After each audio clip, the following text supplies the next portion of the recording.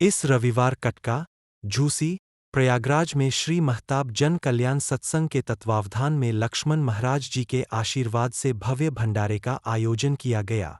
इस सेवा कार्यक्रम में सैकड़ों श्रद्धालुओं ने प्रसाद ग्रहण किया और सत्संग का लाभ लिया। यह वीडियो उसी पावन भंडारे की झलक दिखाता है, जहां सेवा, श्रद्धा और भक्ति का अद्भुत संगम देखने को मिला।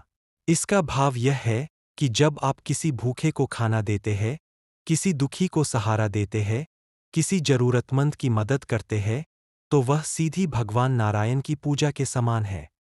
ईश्वर केवल मंदिर, मूर्ति या भजन में नहीं, बल्कि हर जीवित इंसान के हृदय में विराजमान है। सेवा का अर्थ है निस्वार्थ भाव से किसी की भलाई के लिए किया गया कार्य। जहाँ कोई स्वार्थ, दिखावा या लाभ की चाह न हो और केवल मदद करने का भाव हो, वही सच्ची सेवा है।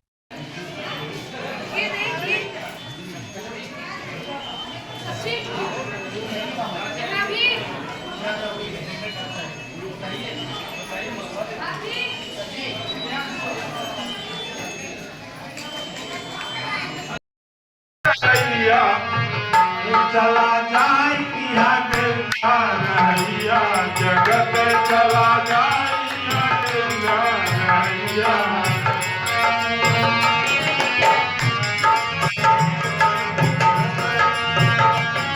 करण भी चले गए, अर्जुन भी चले गए, करण भी चले गए, अर्जुन भी चले गए,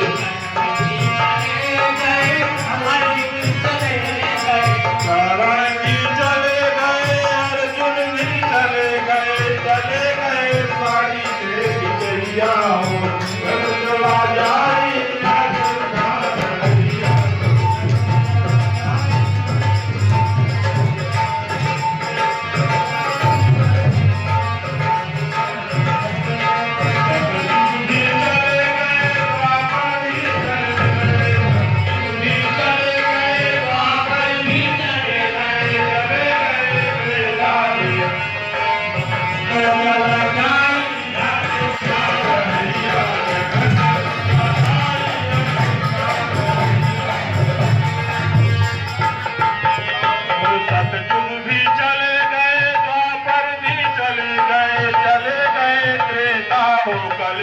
धीरे धीरे जवैया हो कल चला जाए चला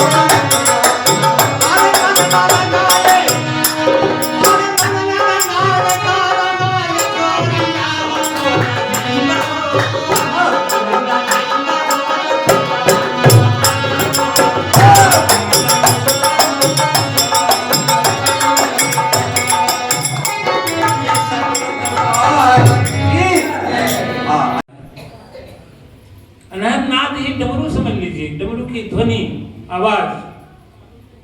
तो जब गुरु बता देता है उपाय, तो हम तीनों गुणों से विरक्त हो जाते हैं। तम सत तम रज, इन तीनों गुणों से अलग हो जाते हैं, इनसे बाहर निकल जाते हैं। कोई त्रिशूल मतलब कोई पदार्थ नहीं है, कोई चीज नहीं है, बल्कि वो भगवान, सदगुरु भगवान के बताए हुए शब्द हैं, जिससे कि हमारे तीनों गुणों से हम बाहर निकल जाते हैं, त्रिगुणातीत हो जाते हैं। भगवान ने ऐसा उपाय बताया, सदगुरु ने, उनके जो वचन हैं, जिससे कि हमारा हम गुणों से रहित हो जाते हैं, वही त्रिशूल है। त्रिशूल कोई चीज नहीं है लोहे का बना हुआ। इसी तरह डमरू कोई चीज नहीं है कि उसके लोहे का बना हो या मिट्टी का डमरू बना हो, चमड़े का उसमें लगा हो बजाने वाला, ऐसा कुछ नहीं है। यह नाद ही है डमरू शंकर भगवान का, शिव का, भगवान का। शिव कहो, शंकर कहो, कुछ कहो, भगवान हम केवल ईश्वर कहेंगे, ईश्वर का। यही सब रूपों में है, सब इसी के नाम है। और इसका ज्ञान ही चंद्रमा है, चंद्रमा का प्रकाश। और जो गंगा की धारा कहते हैं उसमें, यह भक्ति की धारा, भक्ति की धारा ही भगवान के अंदर जो भक्ति हम करते हैं, वही समझ लीजिए गंगा की धारा है। जो हमको ज्ञान मिलता है सदगुरु के द्वारा, वही चंद्रमा का प्रकाश है। तो ये सब इसमें है, इस निराकार में, इस सदगुरु में है। सदगुरु और निराकार में कोई अंतर नहीं है। वैसे सब में और भगवान में कोई अंतर नहीं, सब भगवान के ही रूप हैं, कोई दूसरा नहीं है। वेद गीता सब यही बताते हैं भाई। और उनकी वेद गीता को ऐसे आप जैसे महापुरुषों ने सोच विचार के लिखा है, उसको हमको समझने की जरूरत है। इसी से सब उत्पन्न हुआ है। जैसे समुद्र है, बहुत विशाल समुद्र होता है, पानी भरा हुआ है, उसमें हवा के संयोग से लहर उत्पन्न होती है, तो लहर हो जाती है। लहर में क्या होता है? लहर किस चीज से बनी होती है? पानी ही तो होता है।